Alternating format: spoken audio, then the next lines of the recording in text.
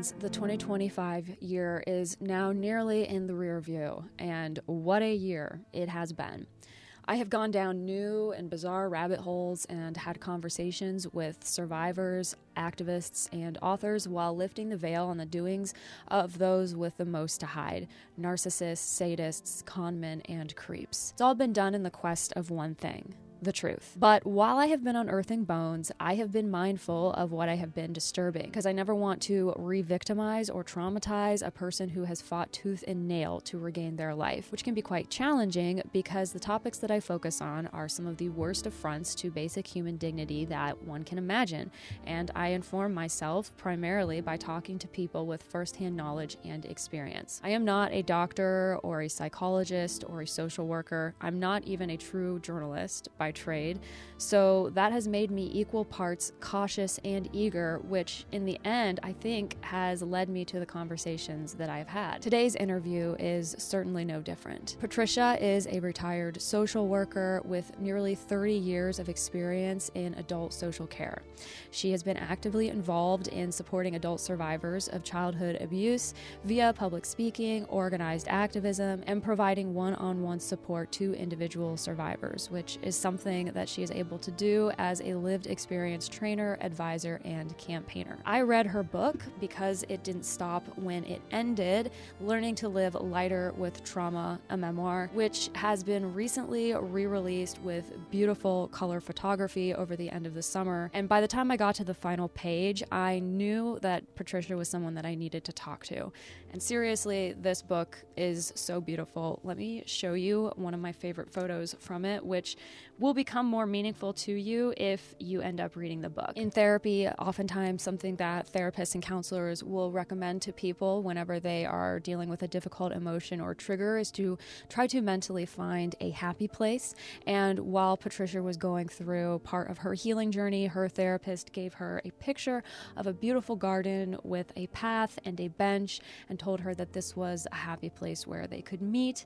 And I want to show you this picture because in the original book that I read first, this photo was in black and white, but now since this book has been re-released for a second edition, it's in color, and I just love it so much.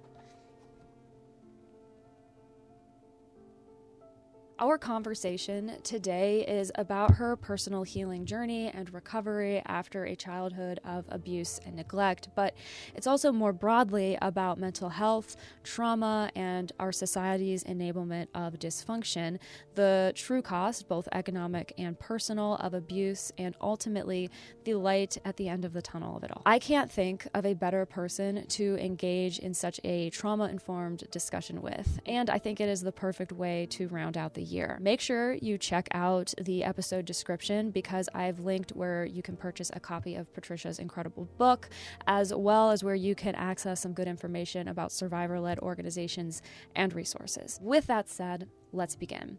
My name is Beck Griffin. Welcome to the Deep Dive Project.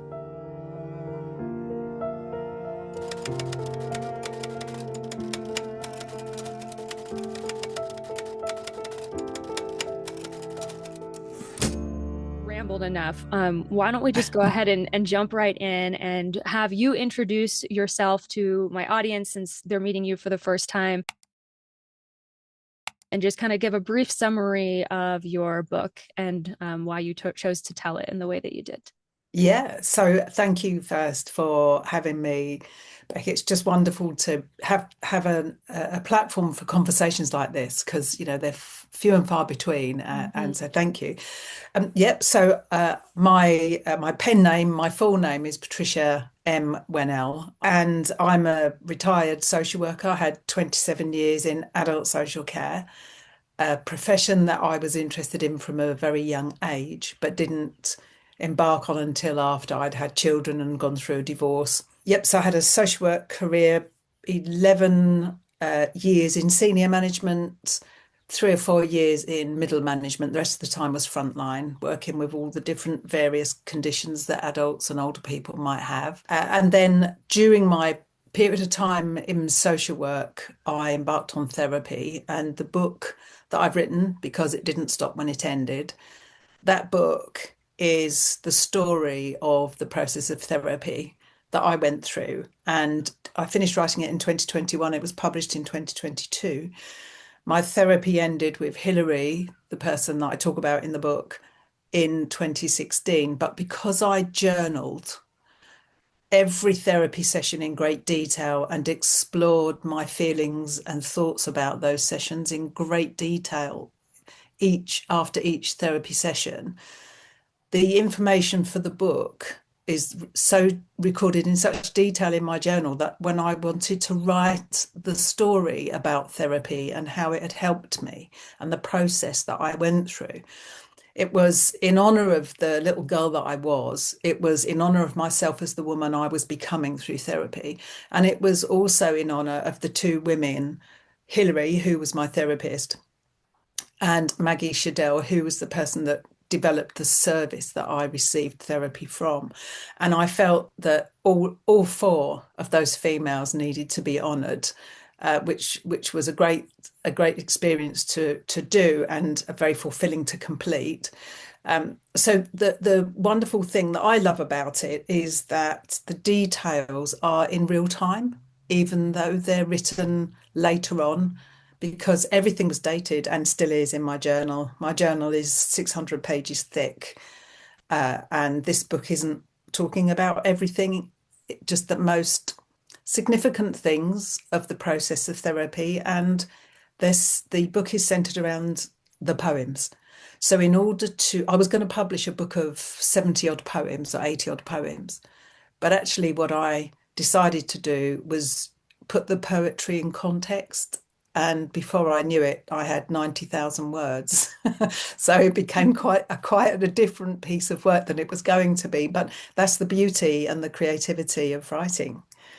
It's an absolutely beautiful story. I'm going to keep saying that over and over again because I believe that it's true. Um, and the way that you wrote it, we talked about this previously, but I described it as kind of a stream of consciousness kind of writing. The reader is just taken from page one right into the journey with you with very little preamble or introduction or anything like that, which I think is very appropriate because I think in a lot of ways, the way the book reads mirrors your own journey as it should because it came from your own journaling and everything that you kept track of from that experience, which that's just incredible in and of itself. It's hard enough to go through a healing journey like that, especially unpacking something so incredibly heavy.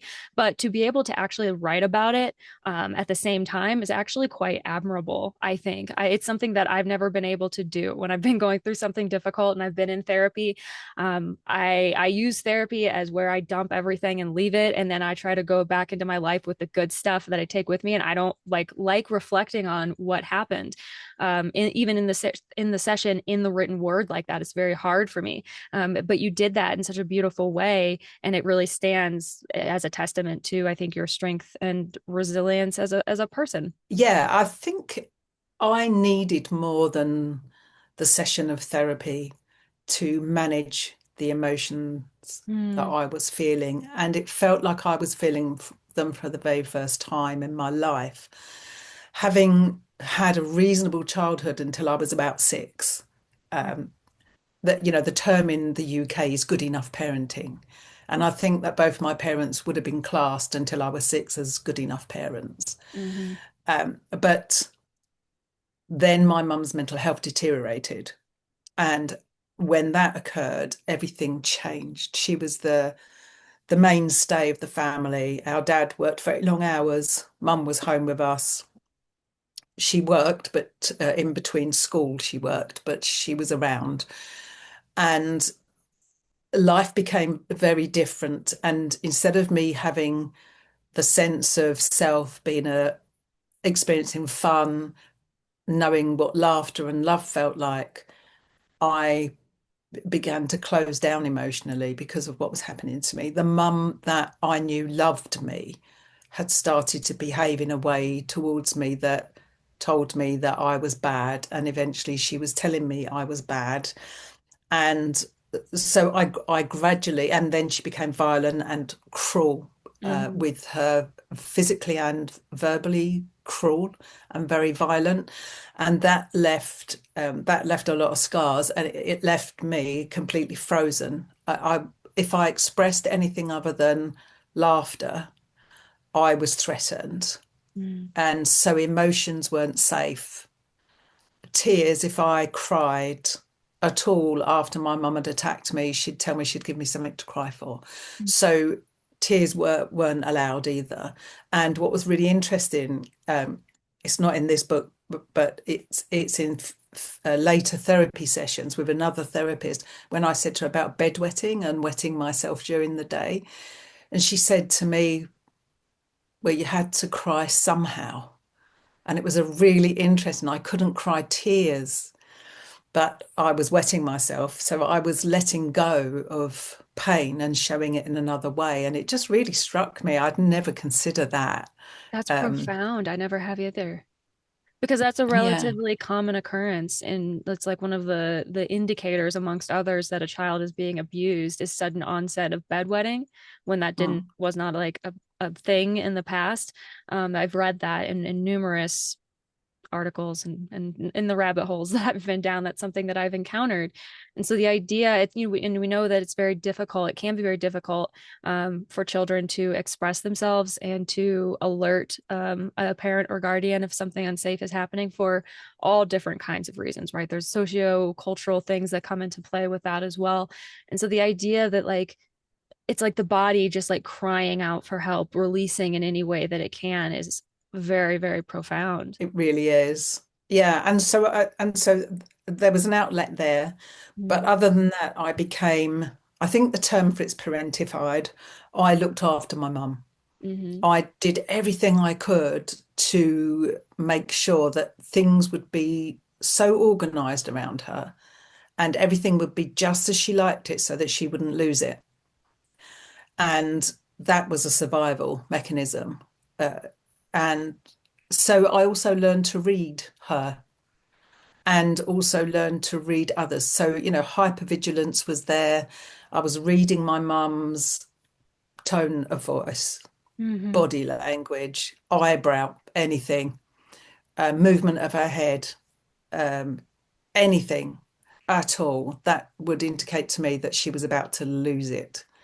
And I would find things to do to amuse her and make her laugh. And as I got older, I started to miss, this is still primary, I was missing school because she was, she by that time was working in schools doing catering and was working between kind of 8 and 3, which was the school hours roughly. And I would skip school, stay at home, clean the house. And I continued doing that right up until my mum married my stepdad when I was 14.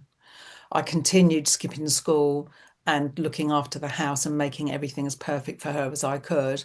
Everything was geared around trying to keep myself safe and keep her well because she told me and my siblings that it was us that had made her ill, that we were little bastards. She was going to tell us when our dad got home. And when he got home, she'd scream and launch at him. And then he would hit us because she would tell him, I've told them that you're going to give them the belt. They've been little bastards. And, I mean, it was a very common thing in the 60s and early 70s for parents, mums to say, you wait till your father gets home. But this was met with a week of violence with her, and then a dad who we hadn't seen all week, then slapping us or hitting us with the belt. More my brothers were hit with a belt. My sister and I were more slapped than hit with a belt. But and that's what we faced. So being frozen and just looking after everybody after my mum and making sure she was okay was my survival. The therapy, I didn't I didn't spend an awful lot of time in therapy going into detail of all the abuse I went through as a child. Most of it was focused on what my mum did to me. But there was also the vulnerability that um, occurred from what my mother did. Yes. And then I was spotted, if you like, by a paedophile. And his name was Ernest, and he was absolutely brilliant at grooming, at coercion. Mm-hmm. And it's interesting because I think those two go hand in hand, making themselves wonderful, making you dependent on them. And not only the children, but my parents, who were very young, overwhelmed, were not coping. Um, my mum had had a lot happen in her life, and dad had learning difficulties, and there was a limit to his abilities. He worked hard and he provided for us, but he wasn't good at a lot of other things in our lives, and mum was the kind of glue. Yeah. So when she fell apart, dad fell apart. So they Yeah. both had a nervous breakdown. My mum's first one was once when I was 7. Her second one was when I was 10. And although they occurred at those ages, her mental health was really suffering all those years. So they came to the head ahead when I was 7, and they came to a head when I was 10. But we lived with a very mentally unstable, very angry, violent, cruel mum who was not coping. And with dad away Monday to Friday, he wasn't there seeing a lot of it. So he didn't actually know how bad it was. And she would never have told anyone because she was raised in a very strict Victorian style of upbringing in a middle class family where it was stiff upper lip. You made your bed, you lie in it, get on with it. Hmm. So she couldn't, and she wouldn't have told them because my grandmother, particularly, was an incredibly successful woman, a woman who was born in 1916 but became a surveyor, was a Wow. partner in a surveyor's firm, and was the breadwinner. So, and brought up 3 children at the end of the 30s, beginning of the war. And my Wow. grandfather didn't go to war because he wasn't medically fit enough. But my gran again was the strong mainstay. So my mum's got this very strong mum who coped with so much more than my mum was coping with. And in her eyes, and how could she tell her that she wasn't coping? Hmm. So, and mental illness wasn't accepted. And Hmm. especially in the UK, people still frown on therapy. So back then it would have been impossible. The idea of therapy back then would have just not been an option. So it was very difficult. And in that context, Ernest comes along, behaves like the perfect uncle, the perfect person that young parents would be able to look to. He was around 47 and they were 23, 24 when we were all born. So they were only in their 30s when he came into our life.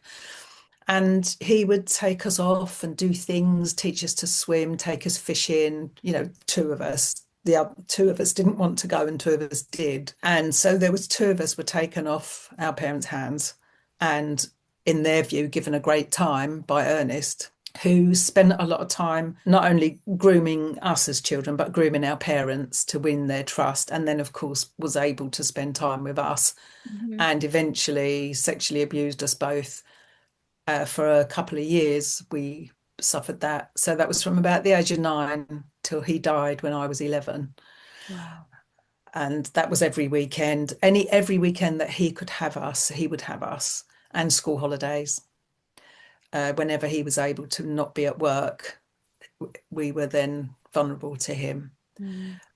And that was subtle and gradual, but it was horrendous and perverse. Even if it was adults, it would have been perverse, the things he was doing to us. And he actually taught us how to torture him because Mm. that's he was into that. So as small children, I was 9, my sibling was 12. For children of that age You never stood a to chance. know and to be taught to harm an adult until they want, he taught us that this is how much he wanted Hmm. of what he taught us to do. And it was horrible. It was like I couldn't believe as a small child, like you didn't even answer an adult back, let alone inflict pain on them. Right. You were You just too know, young to be in that. You were not supposed to be in that situation, in that environment at all. It was inappropriate at every single possible level, and being introduced to those things at such a young age is just wrong. We know like the science and the data back us up on that. It's wrong. It does so much damage to a young growing mind, because it's mature. You know, you're not supposed to encounter that kind of thing until you are older and you are able to engage with it from a independent, autonomous position where you can provide consent, or withdraw it if you so choose. When you're a child, you can't do those things, and you don't have the awareness or knowledge of the world to even be able to contextualize what's happening in the first place. And I think one of the things that comes through in your book, and I think is such a testament to it, is you really show how the bedrock for an abusive environment is laid, and how that kind of can come up, and often does come up, from a domestic situation, like in a home with, you know, intimate family members or trusted friends, or whatever the case may be, Yeah. and how that can grow from there and continue on into a person's life. Because that's something that we talk about a lot on podcasts, and the content that I make. It's something that I talk about, but to be able to see that illustrated so clearly in a narrative like your book is really, really powerful, and should be something that everyone recognizes, because as heartbreaking as it is, your experience is not rare in any way, No. shape, or form. So being able to recognize those early signs, being able, I mean, this is why, you know, certain groups of people are mandatory reporters, like teachers and that kind of thing. You're supposed to be trauma informed, to know how to recognize this thing. But this is something that the citizens of the earth, we need to be able to recognize and contend with ourselves. It's not enough to just trust a few individuals to do that for us and to engage with these difficult things, because it is so incredibly common. And I think the only way that anything is going to change is for the awareness to reach such a point where this sort of thing is just simply, it simply can't happen, because it thrives in the dark. It thrives in secret. It thrives under fear. These are the things that enable it to grow, and that again came through in your story. Yeah, I think so. And in the way that the process of therapy works isn't necessarily talking a lot about the actual things that happened, although you Exactly. may well tell your story. Sure. It's more about the impact of it and what it's left you with. Mm-hmm. And that is a lot of what Hilary and I spoke about. And it wasn't linear, and it was going backwards and forwards. And the issue of trust and fears of separation and abandonment, they were huge. And having read the book, you might recognize how many times I had to be reassured of the same thing. You know, Yes. Hillary, are you going to be there? Are you staying? Are you going to go? When's, you know, if you go away, what, you know, what if you know, my fears were like, if she doesn't come back, What's going to and happen to you? what's going to happen to me, and how am I going to cope while she's away? Because I think quite opposite to your experience of once therapy was over, it was kind of almost in that place, and then you got on with your life outside. For me, the process just didn't stop. Mm-hmm. It just never stopped. It couldn't. I, no, and it was almost like one, I feared that therapy would be taken away from me. I wouldn't be able to keep it, that I Mm-hmm. wasn't good enough, that I couldn't believe that I would be getting this therapy for 3. Doesn't happen in the UK, despite our NHS. People don't get free therapy.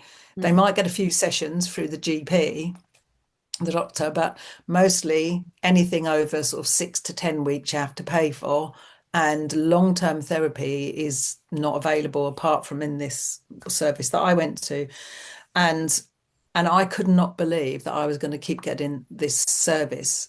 Um, I felt selfish for having so much of it when there must be another woman waiting who needed it too.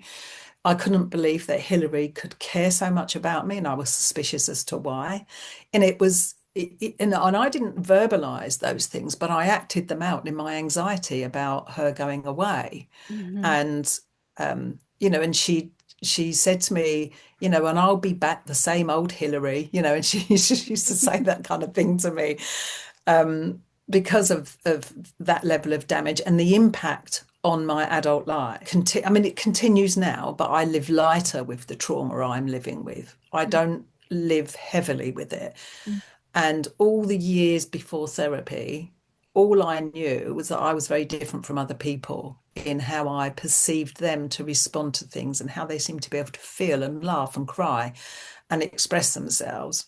I had no problem with anger. That was my go-to emotion. And I would laugh a bit, but not genuinely from my belly laugh. It was more, I thought my feelings rather than felt my feelings. And I couldn't have verbalized that at the time, but I just knew something was very wrong. And it Mm-hmm. wasn't until having significant amount of therapy that I realized that I was living with trauma from childhood abuse.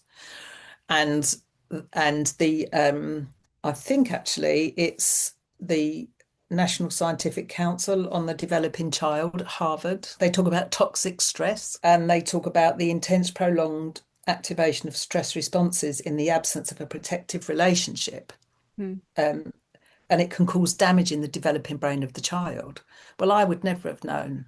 I would never have understood that actually I'm carrying not just emotional scars, but I'm carrying physical, Neurological almost. neurological scars because I probably was about 6 when mum started to show signs, even though she became very ill at 7. I was probably about 6. That wouldn't have happened overnight. That would have been gradual, wouldn't it? So my brain's developing, and I had relationships with my mum and my dad where there was an element of them protecting me, but there was a much larger element that my mum wasn't protecting me. And in the guise of the relationship with Ernest that he built up, obviously it was a grooming relationship through grooming. It wasn't a real safe, non-abusive relationship. And so the first relationship I came across that didn't have complications and aspects of someone else wanting to take something from me for sure Mm-hmm. was Hillary. Because I had relationships with men, but until I met my recent partner, they weren't particularly healthy relationships. Right. And I gave way too much. I mean, I have given way too much in my relationship with my current partner, but we've both had therapy and we've learned a lot from each other, and we're very much more balanced with it. We're both survivors. You've met Mm-hmm. Pete. I have. Um, we're both survivors, and we carry that huge baggage, which is why we ended up going to the woman's service in the first place. It was actually well, Pete had already gone as a single person, but we went together as couple therapy Mm-hmm. needs and trying to work that out. But it took a lot of years of my own therapy before I could stop constantly wanting to try and make things okay for him and me back off. So those impacts, overworking, overgiving. The biggest thing for me, I feel, is that I was disconnected from my emotions. Mm-hmm. And even when I was giving birth to my children, I knew I loved them. There was no doubt about that. I absolutely loved them and I looked after them. I did everything that kind of opposite to everything my mum did from when I was 6 onwards, I think. Everything opposite. But what I was robbed of was that real deep, soft emotion where you can feel the feeling. I knew the feeling probably intellectually.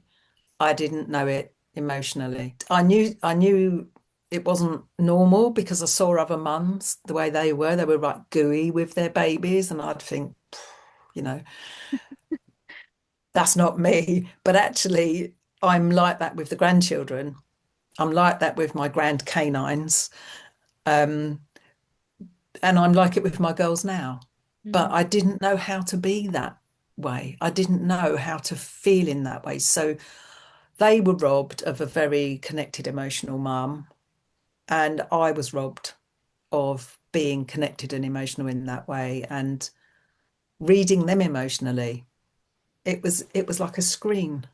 As if I could see that they seemed happy, fed, watered, had everything they needed, were clean. I loved them. We had some fun together as well. It wasn't all serious stuff. Um, I could see all of that, and then I felt they're okay. And until one of the reasons why I asked them to write a letter to me Yes. to tell me about the good and the difficult in their childhoods, What a because brave thing to do too, by the way. And even your therapist was like, I don't know if you should do that. Uh, yeah. but you did it anyway, and that's Yeah. remarkable, I think. Thank you. The reason that it felt so powerfully necessary for me was because when I got to 47, I think it was, my mum died. Hmm. And I wouldn't have spoken to her in any depth about my experiences or talked to her about her parenting of me because I wasn't ready and I wouldn't have felt confident and it wouldn't have come out well. Hmm. And what I didn't want to do was destroy the relationship we had developed from when she became stable and life changed at home. So from the age of sort of 14 onwards, life at home became a lot better and my mum and I grew close. But as the years went on, I was very much aware of the damage that she had caused me. And in therapy, I knew that I had a lot to work through. Had she lived and I had had the significant amount of therapy that I'd would have needed, I could have sat and talked to her about the whole situation, not in an accusatory way, but just to help her understand and to just talk to her about it. And she died. So I was never going to have the opportunity. And I know that my children were aware of I was quite strict, boundaried, structured, Hmm. wanted to make sure everything ran smoothly for them, complete opposite to my life as a child. And I wanted them to know that they could tell me anything and they could challenge me and they could let me know if something was difficult for them. And I wanted them to be able to do it while we had plenty of time to build on our relationship and connect in a way that was more meaningful and deep with my newfound emotional connection, which is why I wanted them to do it. But I do take on board the concerns of people about me doing that. I mean, and it ended up working out okay, I think. I mean, from the way that I read your book, it seemed like that opened up some really productive conversations for you all, and that I think it goes towards the power of a strong therapeutic relationship with a therapist who's willing to put in that hard work. And the majority of therapists are, but getting to that point where you can trust a therapist to be that safety net for you so that you can open up and feel all of these really difficult emotions, that's really significant. And for a lot of people, it discourages people from seeking out talking therapies and other types of therapeutic counseling because it can take a long time to find a therapist who is just somebody that you really can connect with on that deeper level, and it can take a couple of times, and it's very exhausting. And when you are just trying to heal and having to go through that process over and over again where you're like basically interviewing therapists, that can really slow a person's recovery and journey down. But it's so incredibly worth it if you can stick through it and find somebody like that, and then continuously go back, even though you have all of these difficult emotions that were coming up. And I think I would love to hear you talk about that process a little bit, because that's such a like core part of your story and the book is just the feelings that were coming up, how you were dealing with them, and what your therapist was doing for you to give you the space to be able to do that, because it's significant. Yeah, the building of the relationship, and it felt to me, well, I suppose she explained it to me as well, actually, that she was becoming the parent that a small infant would need. Mm-hmm. So the therapy she offered me was very, very sensitive and careful. It was as if she understood that my emotions belonged to me as a small child, and there were things that I wouldn't be able to work out for myself until I learned them, and that she would help me with that until I could do it for myself. Name my feelings. I couldn't tolerate her seeing my face in distress. Any any sign of tears or distress on my face was met by my mother as ugly snivelling, and she would smother my face. And I just couldn't tolerate anyone seeing me in tears. And so Hilary asked me if I'd like her to arrange the therapy room so that the soft chairs we sat in, she made them into a bed. Hmm. And I know that's a kind of common analysis thing, but the chairs in those rooms were just soft chairs. They weren't beds. She did that. She organised the room and said, would I like to bring a pillow? Would I like to bring a blanket for the little girl within me? So she enabled me to feel okay about being interested in the little girl that was within me. So therapy then started being myself laying on a bed with a pillow, and I couldn't bring a blanket for myself. It's a bit like that thing where I would go out with just a t-shirt and not a jacket, and I knew I'd be cold, but I wouldn't keep myself warm.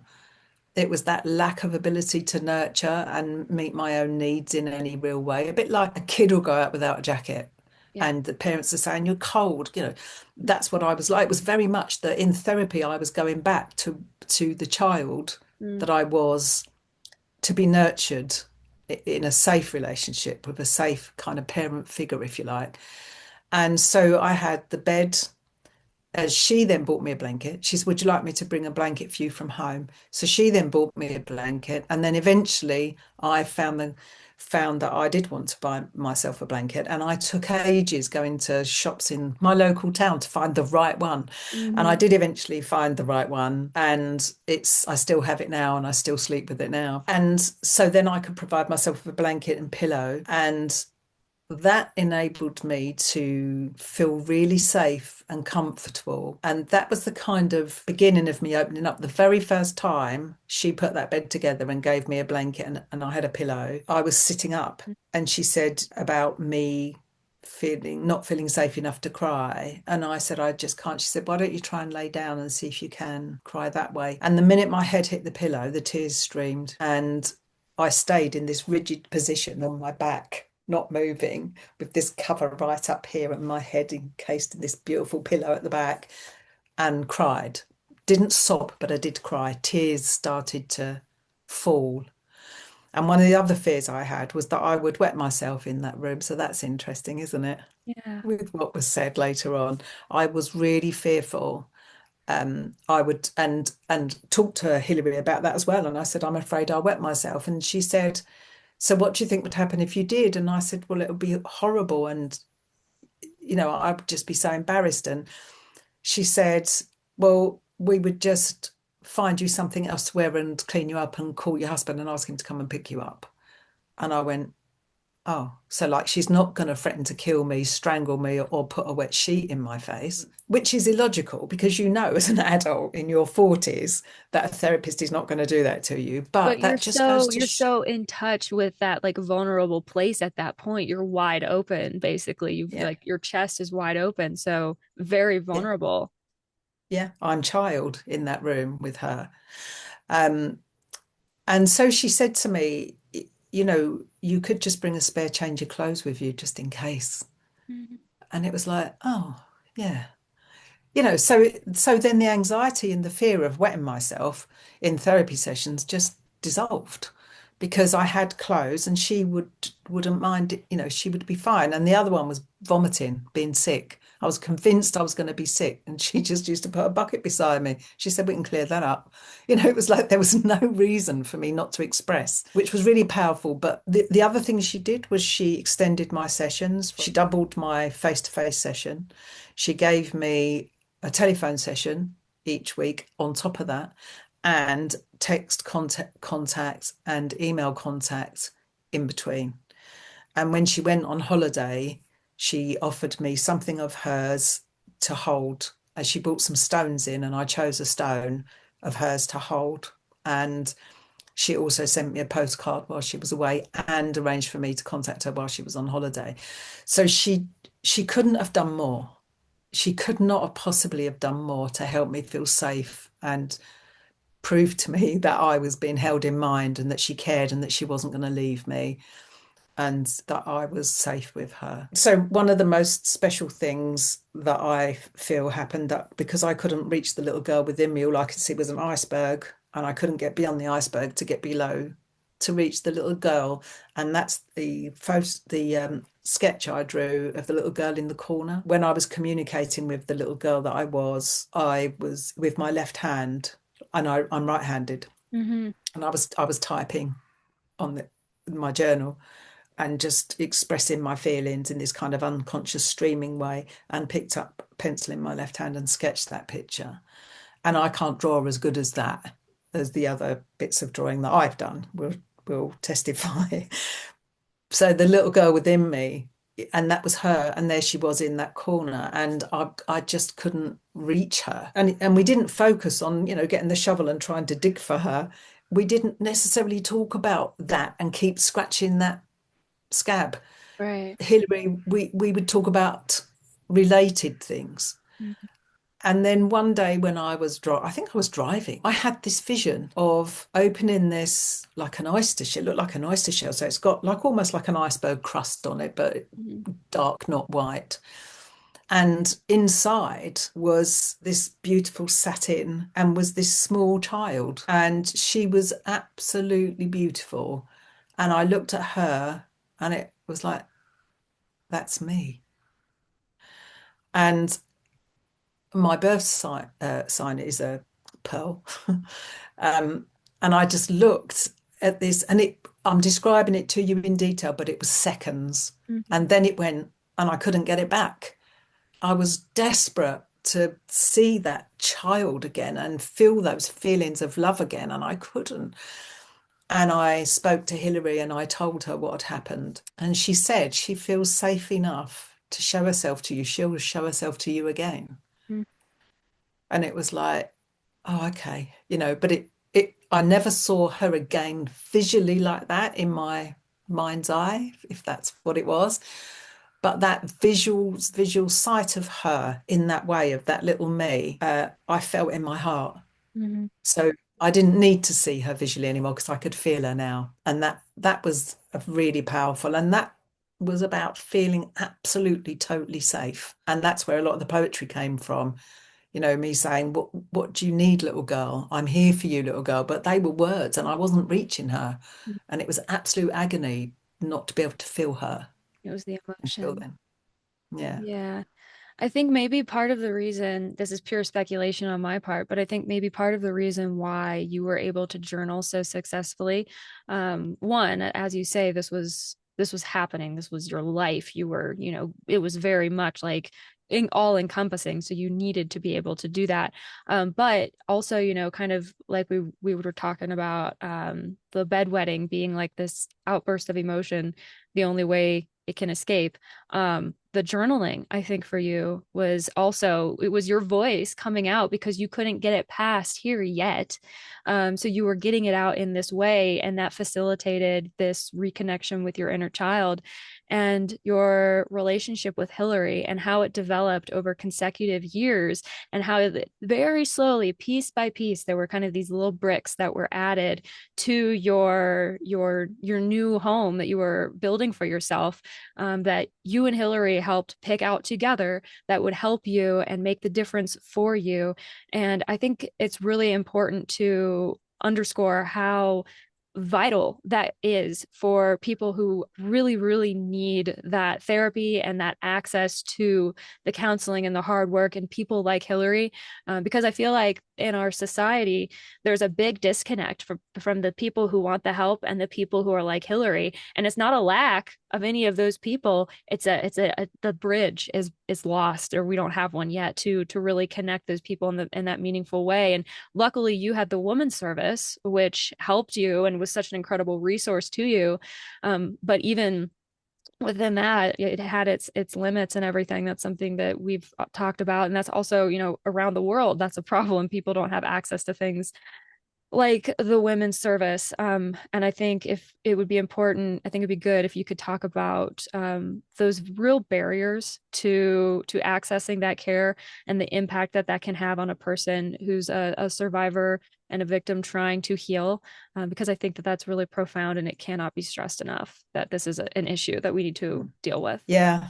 I mean, stigma is one of the things that, Mhm. if people say they're having therapy, there's a side eye, Yeah. there's a judgment. Yeah. And the judgment here is, what do you need that for? Um, Whereas, because it's not the cultural norm here to have therapy, it's getting more common, but it's not. So that's one of the things. And another thing is finances, because it's not provided. And few people here have got private health insurance. Mostly we rely on the NHS, but there would be a time limit to it. And a lot of support that is available is in mental health services, and you have to be of a level of having mental ill health at a level that enables you to meet the threshold to be supported by the mental health service. And most people who are functioning, holding down a job, doing all the things that they need to do in life, just really struggling with their emotions, aren't in that category. So that's also a difficulty. My thing is that it needs to be appropriate, accessible, trauma informed therapy and therapeutic services. And there are things dotted around, but most of the groups out there that are helping people with therapy are charities or community interest companies that can see people for say 12 weeks and then maybe see you on a means tested basis, and there's no guarantee that you could still be there 5 years later. And so that long-term commitment isn't there from organizations because of resources. And for individuals, I mean, I never imagined that I would need as much therapy as I needed. You know, I thought a couple of years and I'd be done, Hmm. and fine. I had no idea what I was going to be undoing. The damage I was trying to undo or deal with. I had no idea the extent of it. And so there's also the time commitment. Mums and dads, like over in America, no doubt, are both having to work. It's very unusual now for a mum to be a full-time mum at home. Hmm. Mums are full-time mums and they're at work. And, so it makes it more difficult time-wise. But there just isn't the resource and the support. And the woman's service is unique. It was set up with Department of Health money, and it was a project to see whether it could make positive impacts on the female patients that had experienced, they called it then historical child sexual abuse, but it's now called non-recent child sexual abuse, Interesting. because it's never historical. And it was in the Oxley's NHS Foundation Trust, which is commissioned by the NHS, but they also have to find their own funds. And so this project was for a short period of time to see how it went. And because it had positive outcomes, Oxley's decided to keep it going. And that was in the year 2000. So when I was going there, I could be referred by my GP. I didn't need to be in what they call secondary mental health services. I could be in primary services. So just going to my GP and saying, I need someone to talk to, and I've heard of the woman's service, could you refer me there, was enough. Whereas now you can still go that route, but you'll be on a very long waiting list. And it's really more for people that are taking resources from secondary mental health services. So someone like me now would probably, I don't know how long I'd wait. I wouldn't be surprised if I'd wait a year to see someone. Because the women's service can't do what it did. Hmm. And it's not for lack of desire. And Maggie Shadell, who was the lead clinical psychoanalytical and psychodynamic psychotherapy lead, which is her title's in the book, and it's said better than that. She set it up, and she's retired now, but she set it up and she fought for it tooth and nail. Hmm. And when I said to her, like, I have a relative who lives in the next town that needs this service, would they have something somewhere else? She said no.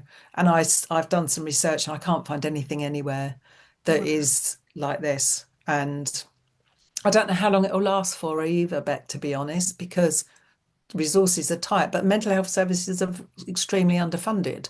Hmm. And I've written a paper arguing that it's an investor save if the government provide therapy for adult survivors of childhood abuse, not just sexual abuse, but sexual abuse is the buzzword for everything, but Hmm. it's for all, other types of abuse. And I know we'll maybe talk about the adverse childhood experiences I was going score to at ask some you point. too. Yeah, I was going to ask you too after this. The research shows, I know I can talk, shall I talk about that now, or do you Go, want me yeah, to? absolutely. Yeah. Might as well. So the ACE, it's known as ACE, ACE, and it's a score, and it's a way of scoring the damage that childhood abuse has done. And some of the toxic stress Hmm. would be used as some of the evidence around, the absence of protective relationships and the impact of the development on the brain. And the score talks about different types of abuse and neglect and family dysfunction in the family. And it talks about physical, emotional, sexual abuse. It talks about physical and emotional neglect. It talks about family dysfunction. So, a parent with mental illness, an absent parent, domestic violence. It also talks about substance misuse, if a parent's been imprisoned, Hmm. incarcerated. So it's got this whole list, and it's 10 questions based on those categories. That if you score 4+, you're more likely to experience physical and mental health issues Hmm. and difficulties. And in the paper I wrote, there was some research that was completed about the impact of negative childhood experiences and the output from the adult, so that the adult's output and therefore contribution to society is less, and that their physical health is worse. This study didn't look at the mental health side, but it was the Home Office, our Home Office, published the report in 2021. And what they estimated was that the damage that's done, the cost to the society just with those two things, output and physical illness, was 10.1 billion, Wow. costing the country 10.1 billion. They then equated that to 89,000, nearly £90,000 a year per adult. Wow. And there's some other research that says that in our country, we have 11 million people that have experienced abuse in childhood, which is between 16 and 20% of our population. And I put in my calculator that £89,000 times 11 million, and I couldn't understand the figure. It was too long. It's too big. It's too big.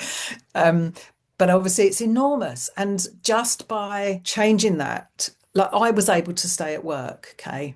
I didn't need to go off sick or not function I did have benefits when my children were welfare when my children were very young. But as soon as I qualified as a social worker, that was it. I was independent, was contributing fully, paying tax, and didn't need that support anymore. Hmm. I got to a point in my career where I was almost burnt out. I was exhausted. And I think that therapy had connected me to myself. So instead of being this numb person, I was in touch with my feelings and could feel that I was exhausted and that I couldn't do this anymore, which was, I would have just collapsed if not for therapy. I think I just one day would have stopped. But when I left work, I was able to live on savings until I got my private pension. So I've not cost the state anything in that.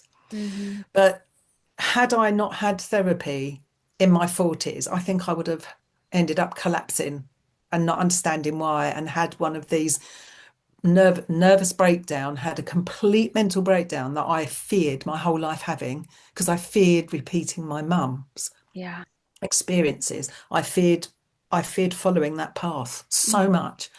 And I would have cost the government a lot of money, and I would have ended up homeless because we couldn't together have paid our mortgage if one of us wasn't working, And it's because the not hard to take that kind of a situation and extrapolate it out and very easily see how one individual's inability to access really important critical care can trigger a cascade of negative consequences throughout that person's life and the lives of everyone around that person, to say nothing of the economic and social toll of that person not being able to be a contributing member of society. I mean, it's a major deal. And I don't know if they say this in your part of the world, but over here we often refer to the mental health situation as a mental health crisis or a mental health Yeah, epidemic. We have a yeah, mental health epidemic, and people, I think, have become desensitized because to that term, because it's been used ad nauseum at this point, and so it's lost some of its impact. But your book and everything that you're describing with the ACE score and all of this perfectly illustrates how important this kind of care is and what will happen, what could happen if somebody isn't able to access those things. I mean, you see that, I think, in the lives of your parents and in the lives of their parents, and it goes on however many generations back. And, we can have empathy and understanding and appreciate the place where they were coming from and the time in which they lived, while also holding ourselves to a higher standard and demanding more for ourselves because we deserve it. As a human race, we deserve to be able to heal, to be able to emote and interact with the world on a level that's beyond just the physical.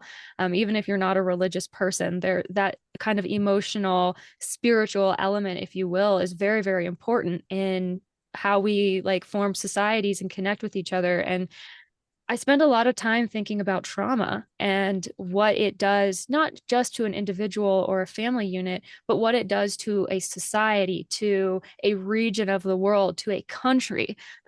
You can take it out and extrapolate it out that far. And I think start to see things that have happened in our world through a very different lens. And when you are a little bit more trauma informed, the things that people do, it kind of changes the way that you interact with the world and how you approach these situations. And I think it softens you a little bit too, and enables you to come into it as a human being instead of a robot who's just going to like march through and try to fix the issue and cut away. And, if we just lock these people up and we send people here and send people there, it'll all be better. There's more to it than that. there's a lot more, and there's some work like Gabor Mate, and he said that trauma is a psychological wound that you sustain from the abuse that you experienced, or the hurt that you experienced at the time. And he said if something reminds you of what that wound was, or someone says something that kind of touches that wound, then it's going to hurt like it did when it was still raw. Mm-hmm. Um, but that it becomes a scar. And this is really important, I think, from what you're saying about how we see it played out in society, that it scars over, and a scar is thick. It's got no nerve endings in it. You can't feel anything, and it's not flexible. And so it doesn't grow like healthy flesh.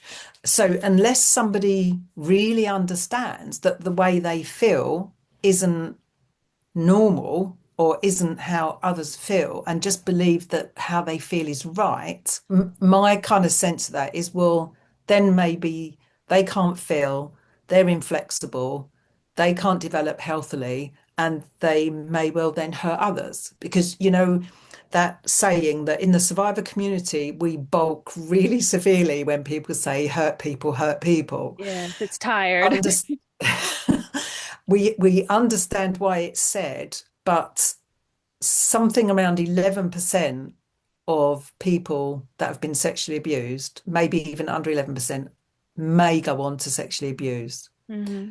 It's difficult because when you're interviewing people for terrible crimes, they can say, well, this happened to me, and it could be true, and you wouldn't want to not believe them, but sometimes they say that for mitigation. Mm-hmm. So it's very difficult to know how much of it's true unless you're actually speaking to people, that in the system already that have been abused. But also the numbers are going to be a lot higher for people raised in domestic violent households, because there's a lot of data that talks about how children brought up in domestic violent households, the women will often end up with a violent husband when they grow up.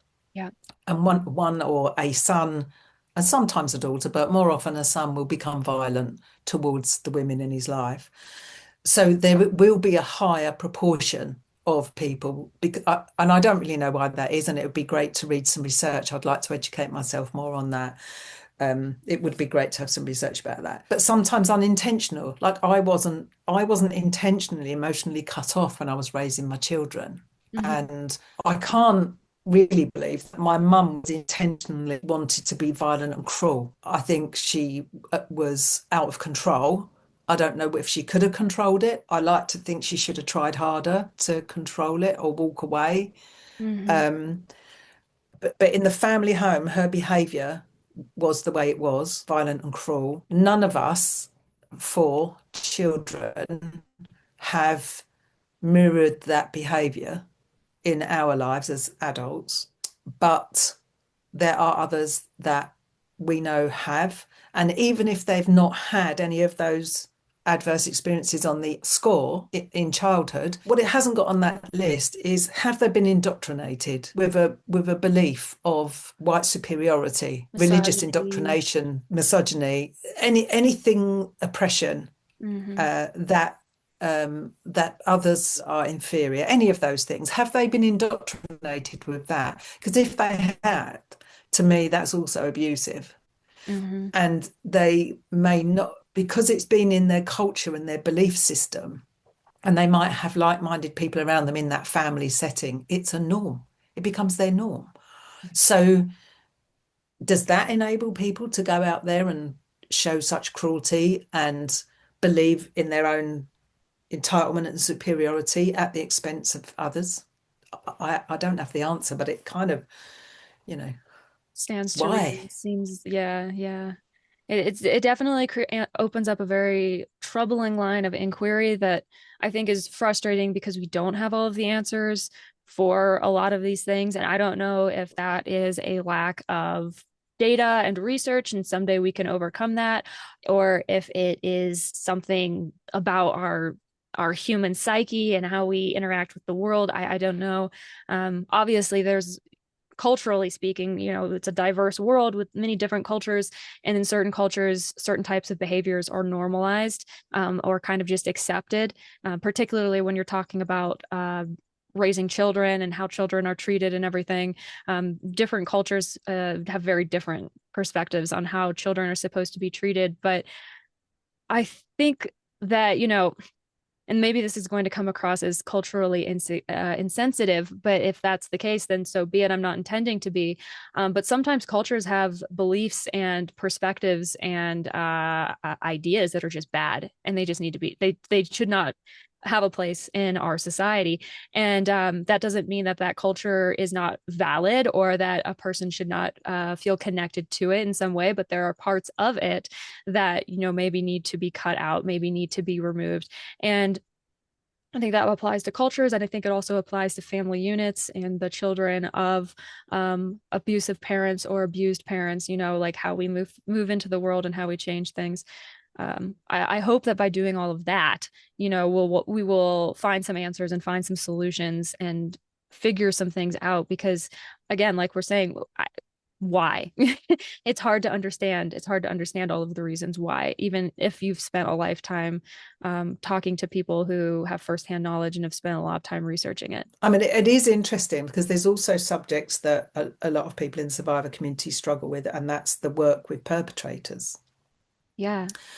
And we've accepted for a long time that if somebody is violent to their partner, they might go to prison for it, they might not, but they will probably be put onto an anger management course of some kind where they will have a therapeutic intervention to help them to understand, where does that anger come from? Mm-hmm. And they get that support. Now, they're a perpetrator of violence on their partner, and they could be females as well, of course, Mm-hmm. but they get anger management. They get this psychological, psychotherapeutic intervention to help manage their behaviour. There's a lot of fantastic work going on over in the island of Ireland, like Southern Ireland. Mm-hmm. It's in Northern Ireland as well, but I know more about what's happening in Southern Ireland.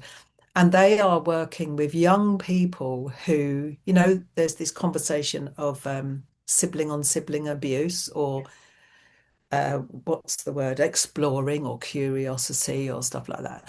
Well, in more recent years, they've been doing a lot of work understanding more about the harm. And so they're talking about young children and young people who are displaying harmful behaviours rather than sibling sexual abuse. They're not using that terminology. And they're doing these programs with these young people. And the positive outcomes, the results are very positive, but they're having to put resources into that. So a lot of people are saying, well, I am a survivor of childhood abuse. I can't afford therapy. Why aren't I getting any of this? Because they're not having to pay for this, but, the likes of me would have to pay. Mm-hmm. So there's a lot of negativity around that. But the way I look at it, and there's something called circles, which works with Yes. people that have been I'm familiar. convicted. Yeah. And so then when they come out of prison, they're being held accountable to the people that are often survivors that are doing this with them. They're being held accountable to the group and the survivors or the facilitators of that don't have a history of abuse, of abusing, and they're Mm-hmm. being held accountable. And it kind of fits in really well with Judith Herman's Truth and Repair, the model she talks about in Truth and Repair.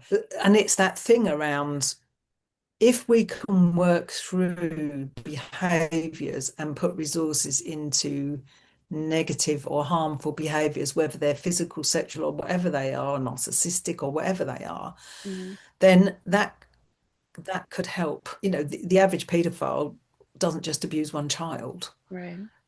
People in domestic violent relationships, when the partner, the spouse that's been abused, finally finds the courage to leave, they move on to their next victim. And they could go through several relationships with women that have had enough of being whacked and Mm-hmm. end the relationship.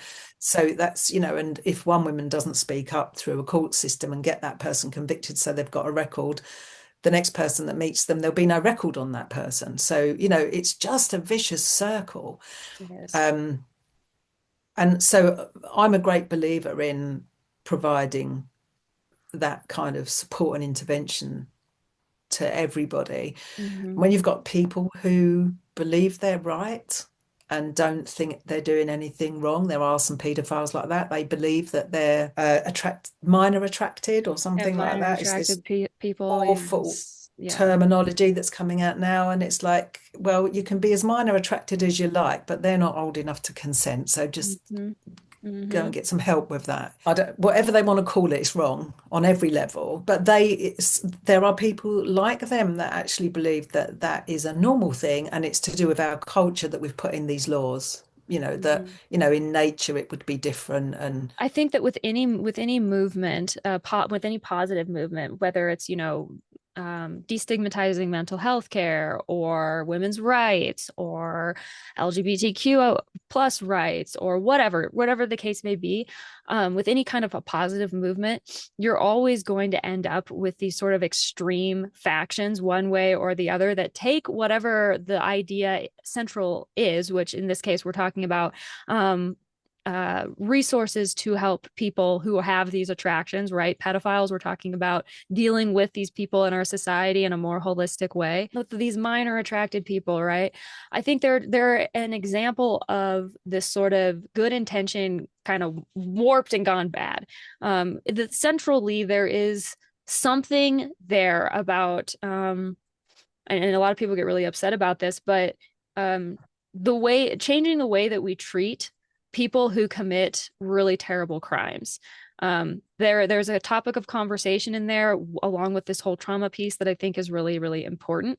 But I think the whole map thing has like taken that and gone like the far end of the extreme with it, and it's very perverted and not valid in my opinion in any way, shape or form. But I think you see that in most any kind of like societal movement that's trying to better or improve the circumstances for a group of people. You kind of have these like factions that kind of go crazy and go bad, which is unfortunate. But I think in this situation, it underscores once again just how much of a need there is for more comprehensive care and management of these types of situations, because as much as we would all perhaps like to just lock up every single pedophile, throw away the key, chemically castrate them, and be done with the entire thing, because of the way that trauma works, and people, I get people in my comment section who get upset when I say this, but it's the truth. Because of the way that trauma works, very oftentimes the people who are doing these things are traumatized people themselves. There's an element at play there that is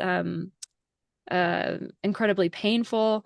And while we are holding people to a high standard and seeking justice for victims, I think there's another side of care that needs to be extended to the perpetrators of these crimes specifically, because I think that it indicates a fundamental there's something fundamentally disconnected within a person for them to be able to do those kinds of things, to have those kinds of feelings, to think that that's like something that they should act on. And how you incorporate that into a like kind of trauma informed program for people, where you're also not making victims feel like you're proselytizing on behalf of the perpetrators. That's a really complex subject. I don't know how much we can get into it here, but that's something that I think about a lot. Yeah, I mean, I I think that things like restorative justice have got a really good place, Mm-hmm. and not and that to me doesn't mean it's a bit like saying forgiveness, forgive someone. I don't forgive my mum for what she did to me. I don't forgive Ernest for what he did to me. Why should Mm-hmm. I? I don't. Mm-hmm. That I'm not interested in forgiving them. I did tell my mum when she was dying that I'd forgiven her for all the wrongs, but that was kind of before therapy. Post Right. therapy, I would have said, by the way, you're unforgiven. And it was, it's, but it isn't holding on to an anger and a bitterness. It's just saying, I don't forgive you. You need to deal with that yourself. I'm not letting you off the hook there. You, Mm-hmm. but and with restorative justice for me, and part of me wishing I had more time with my mum to be able to talk to her about my childhood and what it did to me and what it meant, was to have that conversation so that she could understand Mm-hmm. and so that I had the opportunity to have a voice. And it won't take away ever what she did, but it would give me an opportunity to have a voice instead of being silenced and in Mm-hmm. fear. And if Ernest was alive, I absolutely would be challenging him with everything that he did to me. Hillary said, what if he denied it? I said, I don't care. I know Exactly. what he did. So, Exactly. like, I don't care about forgiving someone, I'm not interested. Mm-hmm. I don't care if they accept it. I don't care if they say anything other than a genuine sorry. It doesn't put that right, it doesn't take it away. But if they were Mm-hmm. genuinely sorry for what they did, at least that gives, it's a bit of a gift. And it did happen with me on a slightly different thing with my mum when I was being followed by journalists because of something to do with my divorce, which was absolutely horrendous. And he'd gone to the papers, and the journalist had turned up at my house. And I was getting the children ready for school. And I had a discussion with this journalist who left my house. And then I didn't know if other journalists were going to be following me around or asking me questions. And so I went into the children's school and told them, can you keep the children inside at playtime? I don't want any, I told them, and I said, look, I don't know if they're safe. And they said, yes, fine. So they dealt with that for me in the school day. And I was on my way to college, still studying at the time, on the way to college and in social work studies. And I just realised that I couldn't cope with the day. It was too big, this thing that I thought I could just throw aside. And I thought I'll go and see my friend and realised she was at college as well. I thought, I'll go and see my sister.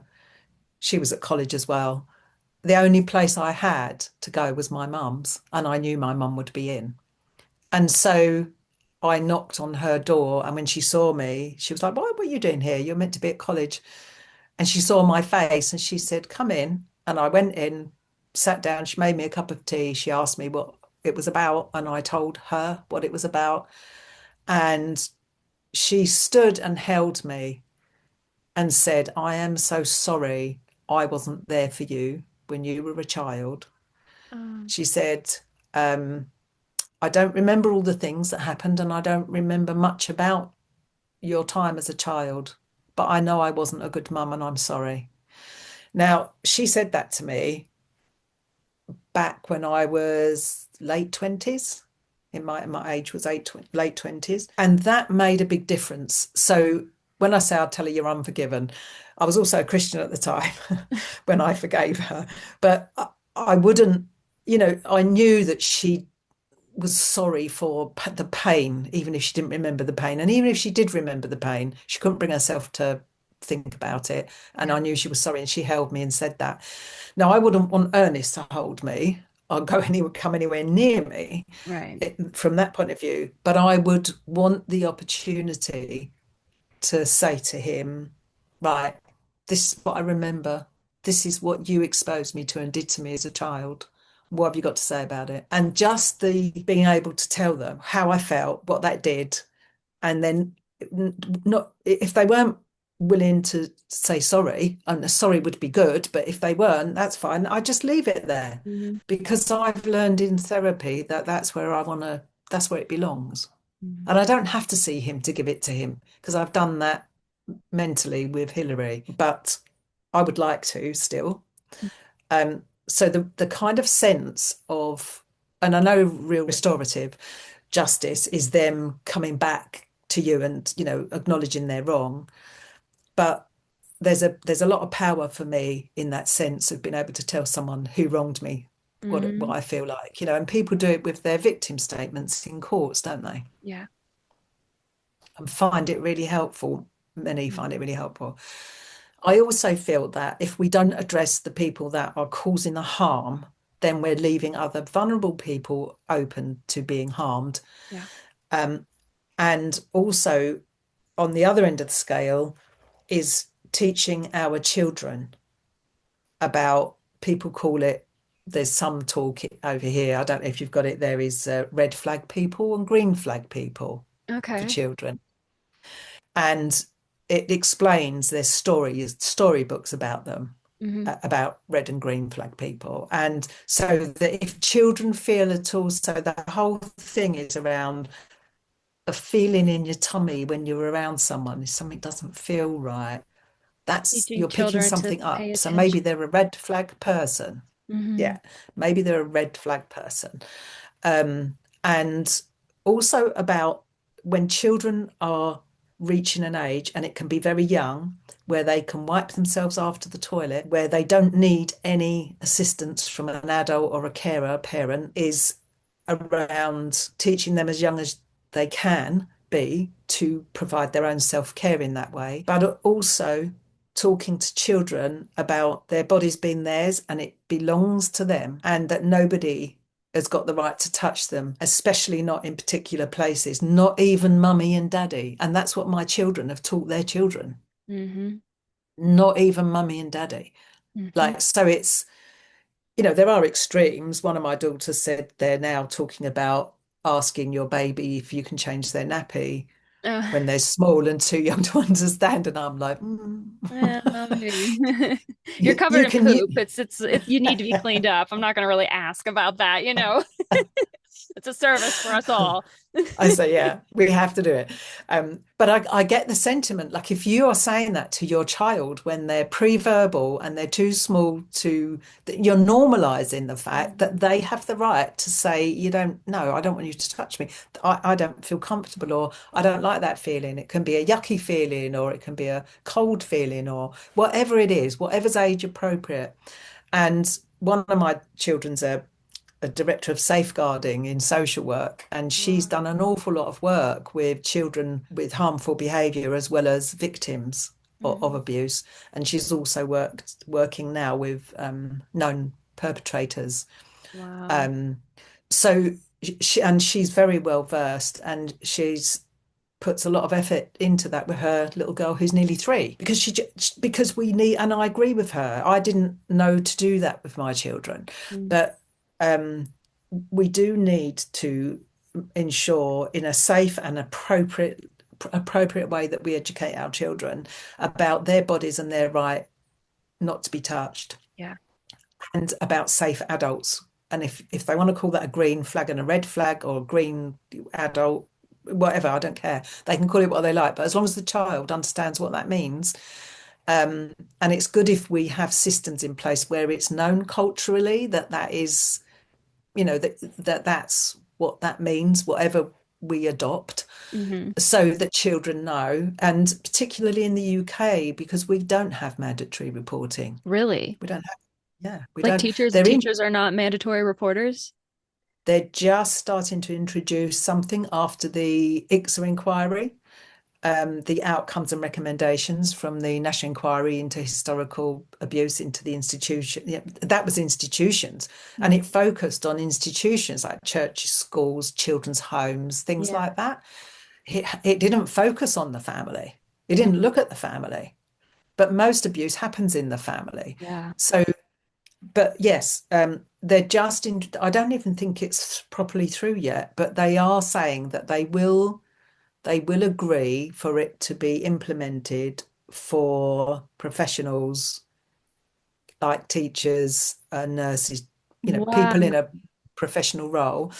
But I can't um, believe that's not already like I just can't and in the UK, because it is a Western society, I cannot believe that that wouldn't because here in the United States, teachers, nurses, anyone in like law enforcement or emergency response, people who interact with children on a day-to-day basis, like they're all across the board considered mandatory reporters, and you can get into a lot of trouble if you are found to have not reported an issue that you knew about.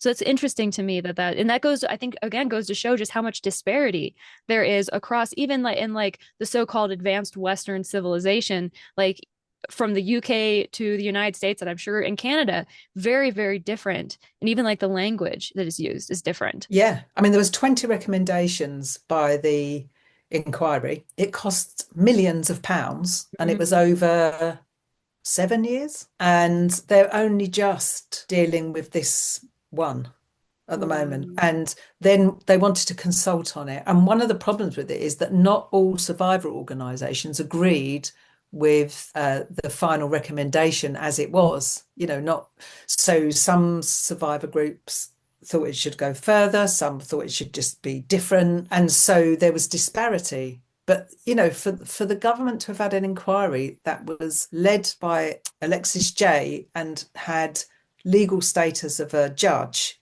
Hmm. and then they want to consult on it again, rather than implement it. And okay, if you implement it, you run it for a couple of years, every single bit of legislation has got a few quirky bits in it that aren't quite right. And so you do an amendment. Hmm. So why couldn't they just do that? Because at the moment, our churches don't have to hand anything over if they don't want to. They can, Hmm. um, you know, they have to. The police will go and ask them for things, but if they haven't got to report on a mandatory basis, then they haven't got to tell the police about, oh, the next priest or the next vicar or the next curate or whoever he is, or Yeah. imam, whoever he is or she, they haven't got to tell on that person. Hmm. So, um, and the thing is about mandatory reporting, people are saying, oh, you're causing trouble for someone, but it's not for you to investigate. If you've got a suspicion because a child has said something to you, then let the professionals deal with it because that's what they're there for. Your job is just to highlight it so that child is protected and safe. That's your job, is you highlight it. And then you don't have to do any more, Hmm. apart from maybe make a statement. Then the professionals will deal with it.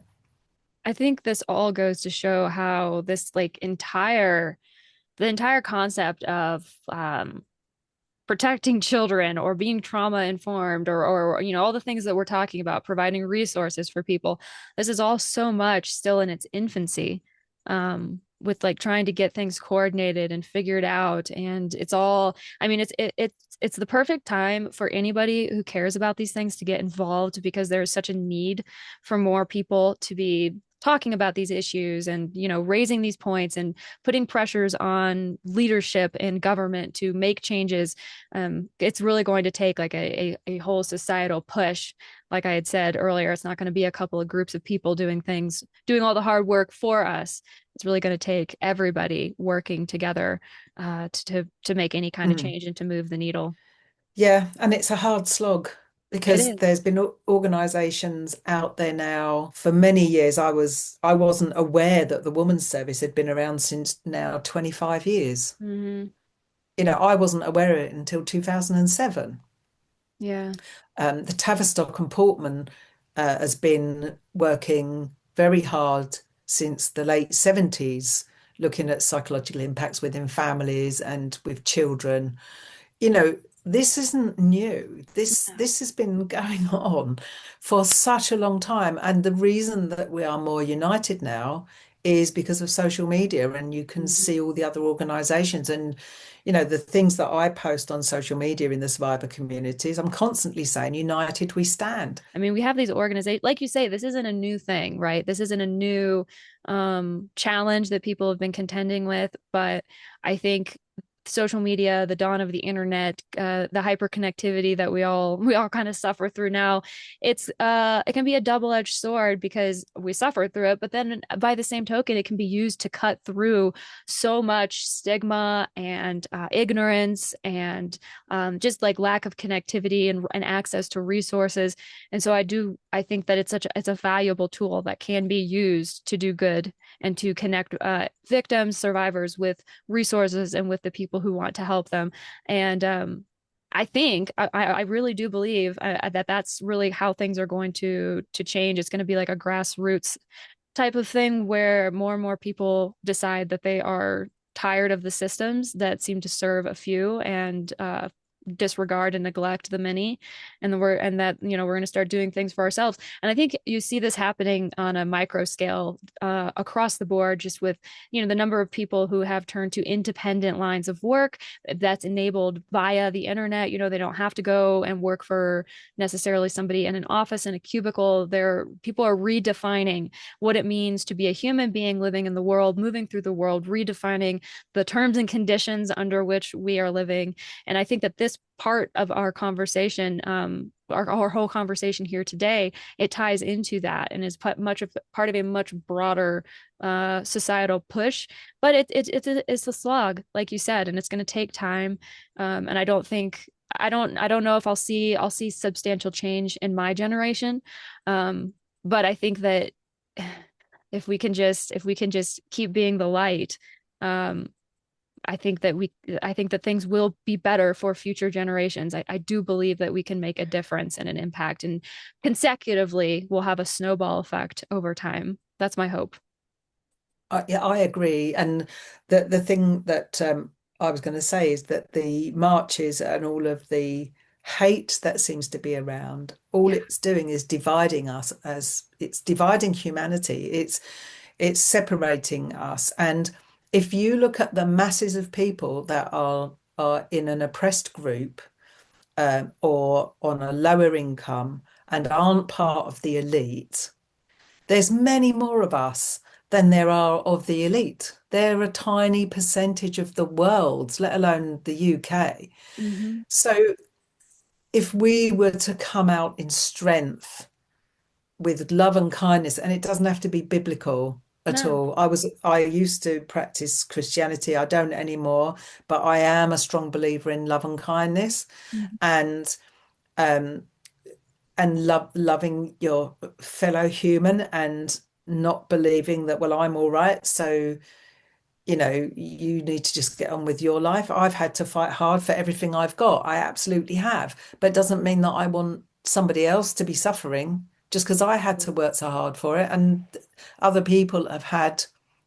a much easier time, but there's an awful lot of people that haven't, and they're just trying to survive. I think the feeling of helplessness and the feeling of powerlessness that comes on very quickly whenever you start to try to wrap your arms around these enormous issues, those feelings are the reasons why a lot of people don't get involved in this kind of thing or don't have want to have these conversations. But I think if you can remember and find your humanity and find the humanity in the other people around you, it transforms how you move through the world. And I kind of had a similar experience here within the last couple of weeks when we were in town getting groceries, doing our thing. And the day that we went to town was the day that Charlie Kirk was killed. And we started to see the fallout from all of that on social media really, really fast. And the anger and the vitriol that people were responding with was, I I shouldn't have been. I was shocked, but I wasn't surprised, I guess would be the way to look at it. But I was telling my husband that the experience of watching someone lose their life in front of thousands of people who did not deserve it, the impact that that had on me was that it made me want to soften. It made me want to reach out and show kindness to a person that I was passing on the street, a lady getting into her car, somebody walking, passing me in the grocery aisle or whatever. It made me want to like reestablish my connection with humanity. And I think that I'm able to have that perspective, not to toot my own horn or anything, but I'm able to have that perspective because I've done a lot of hard work myself. I've been through my own and still on my own healing journey and everything. And when you enter into that space and your heart begins to open, you never really, you remain ever changed after that. And you can never go back to kind of that locked down place that you were in before, where you were, not able to emote or trust your interactions with other people. I think again, we're talking about expressions of trauma and how trauma manifests. I'm able to move past that kind of thing and try to find the humanity. And I've seen a lot of people simply unable to do that. And I Yeah. think that says something significant about our society. And it's not the socio-political hot take that people think it is. It's something far more profound and far more human than that. And yeah, I think, you're talking about trying to make an impact the way that you can and fighting the feeling of overwhelm. And I think a lot about I don't know if you've ever heard this, but there's a story about a little boy who's on a beach and there's like a whole bunch of starfish that got washed up onto the beach. And he's walking along and he's throwing starfish back. And there's thousands, millions of these starfish. And a man comes along and he's like, what are you doing? Like, you're never gonna get all of these starfish back into the ocean. Like, it's just impossible. And the boys just like continuing to throw them back. And he's like, well, it made a difference to this one and this one and that Love one. it. And it's like, that's all that you can do is just keep throwing the starfish and focus on the one that's right in front of you, because that's all that there is, that's something you learn in mindfulness too. If you go down that path to focus on the here and the now, to be present in the moment and to be the light. And that's all that we can do. And I do think, like I said, we will move the needle. And your book is a guide. I really think it could be used as a guide for someone who's entering in their own healing journey, someone who wants to understand this landscape and this world better, wants to understand how trauma impacts people throughout their lives. I think that it's a valuable resource. And so I'm so happy that I found Thank out you. about it and got to read it, and that have been able to have this conversation with you, because this is, I think you're going to be the last interview that I do this year, by the way. And Oh, so I just think that this is the perfect way to wrap up a year of really hard work, because we're closing the conversation out on a kind of a broad topic of trauma and healing, zooming out from the kind of very focused lenses that I shine on specific issues. And so I think yeah. that's beautiful. And I'm just so grateful for this opportunity and so appreciative of you and your hard work. Thank you. To have this opportunity is wonderful, because when I began therapy, I never imagined that I would be doing something like this, having Mm, published a book about it and talking to you yeah. on a platform that's so public. Yeah, especially because my career in social work meant that I didn't talk about abuse in Mm-hmm. childhood, because that's also a stigma in my career, in my profession that I was Mm. in.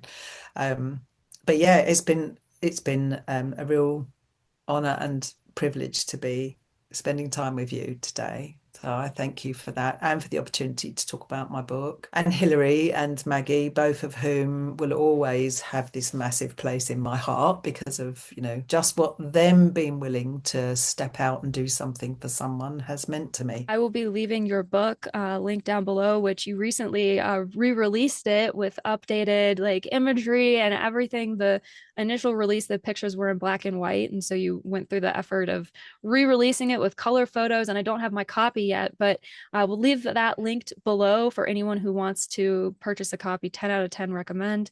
And I Thank will you. also leave, we exchanged, you sent me some resources about the ACE score and their site that with the resources and information they have on there. And you sent me some papers.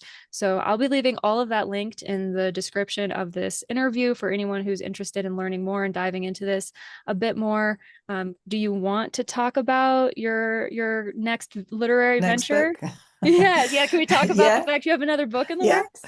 yeah. So this is the the second edition, and I published the first one in 2022. Mhm. And because I wanted this to be a color version inside with the artwork as you and the photographs, and had a problem with my publisher, we weren't on the same page, we weren't in the same chapter, and we actually weren't in the same book. So it meant that with that and some changes that he made to contracts, it meant that it was an opportunity for me to point those things out to him and ask him for a reversion of rights, which meant I got my book back Yes. before the 5 year contract. And then spent the next year making amendments, making some changes. And Joan Elliott, who I just want to give a shout out to, she's an absolutely amazing editor. She worked with me tirelessly to put the amendments in, self publish, and she taught me so much about how to do that because I wasn't going to go back to a publisher. I wanted to self-publish, and she knew how to do it. She's done 3 of her own already. And I could, because I was so busy with that book, I was unable to really get into my next book. And I've only written 16,000 words of it so far, and Oh it's my. likely to be a similar size. So I've got a lot of material to put into it. And it will be very similar to start with, talking about the intensity of therapy, but this is therapy with Maggie. Mhm. Because after Hillary retired on health grounds, I saw Maggie privately. So I saw Hillary for the last few months privately, and then I saw Maggie privately, which was my request. There's a lot there because I felt that in the first book, I felt like Hillary raised me from that young child. And I Yeah. think I reached kind of adolescence with Hillary. And then I feel like when I then started seeing Maggie, I was in sort of adolescence and adulthood. So those two therapists have kind of nurtured me to this kind of mature, more That's together, beautiful. whole person that I am.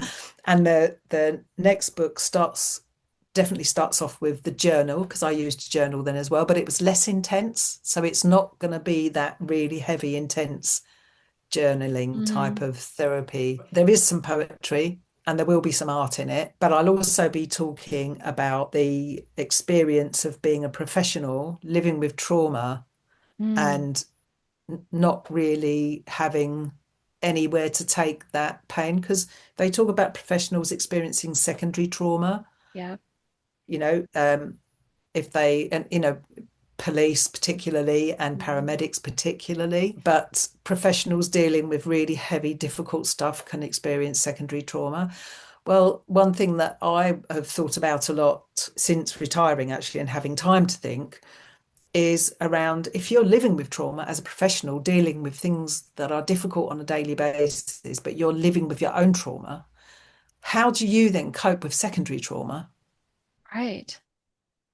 And where's the trauma informed employer when the majority of people that go into the people services are people that have had a background of pain, and that's why they go into it? And so and I've done some training with the British Association of Social Workers around trauma informed employers Mhm. and social workers living with their own trauma from childhood and then experiencing secondary trauma, and where's the support for them? And if you take the statistics from England about how many people in the UK have been abused in childhood, between 16 and 20%, there's 100,000 social workers registered in the UK to practice as social workers. So between 16 and 20,000 of those people are going to be people, at least At more, least. because that's where nurses, teachers, police, social workers, that's where we go. Therapists, that's where they go. And where's the support to stop them burning out and support them to continue working? And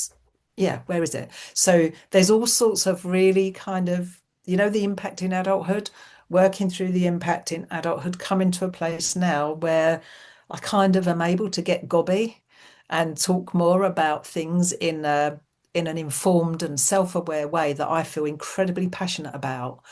And those things are going to be, and some of it's already in there, but it's only 16,000 words, so it's just early days. But yeah, so I hope in about a year or so, the second book will be ready and I will be self-publishing. I'm very excited about it. I can't wait. I think that's really good news. Just because from reading your story, it's clear that there's more to say. You have more to say on the subject after reading your first book and everything. It was the conclusion of that chapter. That 6 years, was a chapter of your healing journey. Um, and to read the next chapter of it, I'm very excited about that, and I know that that's going to have a positive impact on a lot of people, just as your first book has, and I'm sure will continue to. So, Thank you. if anyone is at all interested in keeping up with your work or anything like that, is there anywhere they can connect with you or follow you? Yes. So if they look for Patricia M Wennell on any social media platform, they'll find me. And the book has got all my addresses in it Okay. inside so that I can be contacted. And if somebody reaches out to you with a specific thing that feels like really pressing, you can get in touch with me and maybe put us in touch with each other. Okay. Because sometimes there's something that powerful that you think Yeah, this, and if that happens, because when we talk about things like this, it moves people and it it can does. be difficult. And in the back of the book, in this second edition, there's quite a few books that are really helpful and some survivor-led organisations. One of which is American, and one's in the UK, but it's also in Australia, Philippines, and India. So there's some information there for people to Wonderful. make contact. Wonderful. Okay, awesome. Oh, can I just say that Survivors Voices is the organisation, the community that I'm very involved in. And Survivors Voices, they work with and support people with any background of abuse, whether child or adult, could be anything, domestic violence included, anything, and which is unusual. Hmm. Um, and they're a great organisation. They're also listed in the book, and they offer peer support, creative writing, campaigning, change making, and research. They're a Wow. fantastic organisation, and they're a group of people that have made a huge difference to me in terms of feeling post therapy, not feeling isolated. Hmm. Yeah, Wonderful. sorry, forgot to tell you about them. Yeah, no, that's a wonderful addition. I'll link some of these organizations and things down below as well. And if anyone is listening to this and has been moved by your story and everything, and they're feeling compelled to start unpacking their own trauma, maybe they haven't started on that journey yet. Do you have any words of wisdom for somebody who's maybe just starting out in that process? Yeah, I'd say anybody who is starting to reach out for that kind of support, that the first therapist they come across, if it's not working for them, it doesn't mean it's them. It just means that we don't all connect, as you said earlier, we don't all connect with the same people. Mm-hmm. Um, them feeling safe and comfortable with someone and checking out that that person is not just trauma informed, trauma responsive, trauma sensitive, that they're appropriately qualified and experienced in working with whatever their pain is. Also, what I did when I was paying for mine is I budgeted for it to make sure that I could afford it for several years because I didn't know how much longer I would need it for.